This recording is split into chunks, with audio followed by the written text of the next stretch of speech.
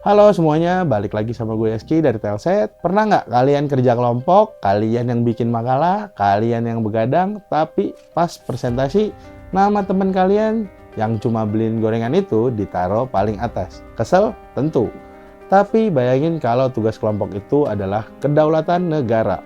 Pada tanggal 19 dan 20 Februari 2026 kemarin, di Washington DC, Presiden kita, Prabowo Subianto, dan Presiden Amerika Serikat, Donald Trump baru saja meratifikasi dokumen Implementation of the Agreement Towards a New Golden Age for the US-Indonesian Alliance. Zaman keemasan baru katanya. Jadi dokumen yang agak panjang ini judulnya. Jadi payung politik buat kesepakatan Agreement on Reciprocal Trade atau ART dibacanya ART, tapi bukan asisten rumah tangga ya. Nah, dokumen ini tebalnya itu 45 halaman yang diteken sama Menteri Erlangga Hartarto dan USTR Jamieson Greer. Dari rilis persnya, pemerintah bilang ini win-win solution, kemenangan diplomasi. Kenapa? Karena kita berhasil menghindari ancaman tarif hukuman 32% dari Trump akibat defisit perdagangan AS sebesar 23,7 miliar dolar di 2025. Tarifnya sukses ditekan jadi 9%. Sebagai bonus, kita dikasih tarif 0% untuk 1.819 pos tarif. Isinya mulai dari CPO, kopi, karet, sampai komponen elektronik. Jadi kita selamat, standing ovation dong. Ya, sampai kalian membedah anatomi dokumennya. Kalian tahu berapa kewajiban restriktif yang harus dipatuhi sama Indonesia? Ya, ada 217 kewajiban. Kalian tahu berapa kewajiban Amerika? Cuma 6 aja nih. Terus soal tarif 0%, kita dapat jatah 1.819 produk. Coba tebak kita ngasih tarif 0% buat beberapa produk Amerika. Hampir semuanya.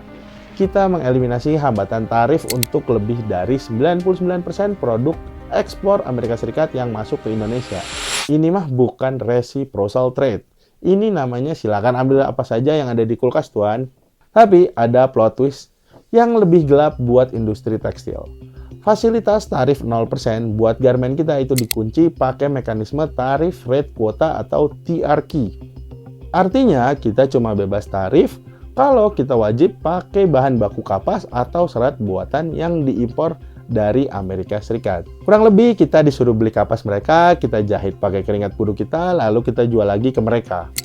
Industri garmen kita direduksi cuma jadi fasilitas perakitan lepas pantai. Sekarang kita masuk ke komedi terbaik dari semua negosiasi antara Amerika dan Indonesia ini. Ingat ancaman tarif 32% tadi? Tepat di hari yang sama, Mahkamah Agung Amerika Serikat memutus perkara Learning Resources v. Trump. Lewat putusan 6-3, Mahkamah Agung membatalkan wewenang sepihak Presiden AS di bawah IAAPA 1977. Artinya apa? Dasar hukum ancaman tarif 32% itu hancur berkeping-keping. Asosiasi GTRI langsung bilang, kesepakatan ini sangat asimetris dan bisa dievaluasi ulang. Ibaratnya kita dipalak preman pakai pistol, kita keburu serahin dompet. Padahal polisinya udah nerakin kalau pistolnya itu pistol air.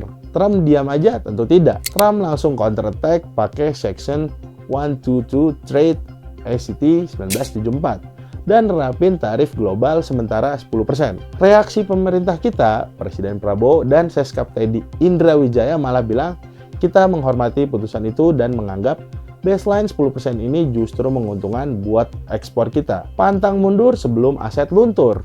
Demi memenangkan tuan tanah, sehari sebelum tanda tangan ada komitmen transaksi B2B senilai 38,4 miliar dolar. Presiden Prabowo terang-terangan bilang ini buat mempersempit surplus perdagangan Indonesia dengan AS. Bahasa manusianya, kita mensubsidi silang defisit dagang AS pakai duit kita sendiri. Kita wajib menyerap komoditas energi AS senilai 15 miliar dolar. Kita borong pesawat Boeing dengan jumlah 13,5 miliar dan kita beli produk agrikultur 4,5 miliar dolar. Termasuk kewajiban beli minimal 50.000 metrik ton daging sapi Amerika. Buat kalian yang peduli sama privasi, siapkan mental kalian.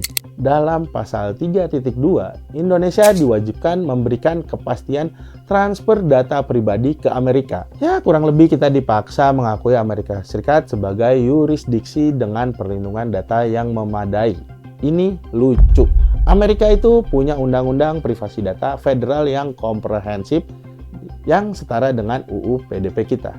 Lembaga LSAM sudah memperingatkan, tanpa pengamanan ketat, data kita berpotensi diekstrasi ke sistem Big Tech Amerika Serikat buat dimonetisasi jadi AI dan iklan. Data privasi warga negara direduksi jadi voucher diskon komersial. Sebagai jurnalis yang tiap hari ngoprek gadget, bagian ini yang paling bikin gue nyesek. Di bawah ART, Indonesia secara definitif membebaskan perusahaan dan barang asal Amerika Serikat dari persyaratan tingkat komponen dalam negeri atau yang biasa kita kenali dengan nama TKDN.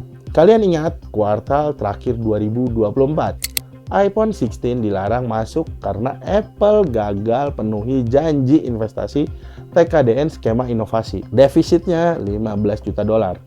Apple sampai panik dan janji mau lempar investasi lebih dari 300 juta dolar sampai tahun 2029.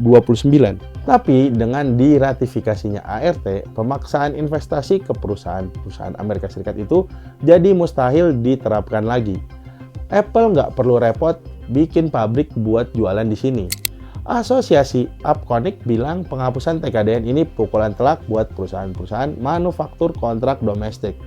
Pabrik lokal yang biasanya disewa buat perakitan bakal kehilangan relevansinya. Pabrikan Asia yang udah terlanjur bakar triliunan rupiah bikin pabrik di Bekasi bakal merasa dianaktirikan. Ini percepatan deindustrialisasi massal. So, kalau kalian pikir jual data dan matiin pabrik lokal itu udah parah, mari masuk ke wilayah geopolitik. Analis melabel pasal 3.3, 5.1, dan 5.2 sebagai pil beracun atau poison pill. Pertama, pasal 5.2 mengharuskan kita berkoordinasi membatasi transaksi komersial dengan pihak di daftar hitam AS, seperti Entity List dan SDN List. Kita dipaksa jadi perpanjangan tangan penegakan sanksi ekonomi ekstrateritorial Washington. Kedua, soal nikel.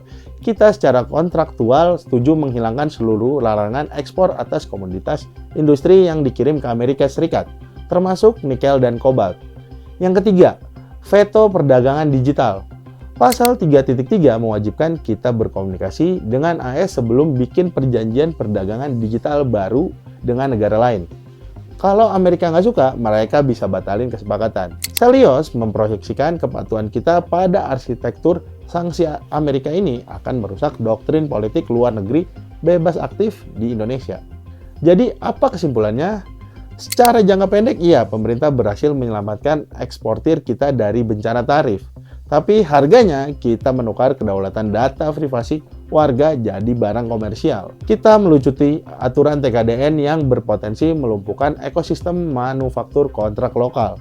Dan kita mengembiri doktrin bebas aktif dengan tunduk pada dikte sanksi korporat Amerika.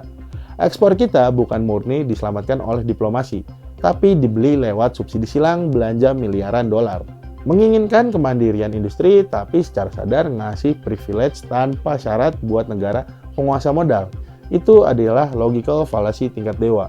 Dalam lanskap di mana penguasaan teknologi dan data adalah kekuatan utama, kita menukarnya cuma dengan menstabilkan neraca transaksi harian. Mereka menyebutnya New Golden Age. Tapi kalau kita lihat pakai mikroskop, kalau emas itu ternyata cuma lapisan kompromi aja. Terima kasih sudah bertahan di pembahasan regulasi hari ini. Menurut kalian, apakah menukar aturan publik demi bebas jualan kopi ke Amerika itu sepadan? Tulis di komentar dan sampai jumpa lagi di video-video berikutnya. Bye!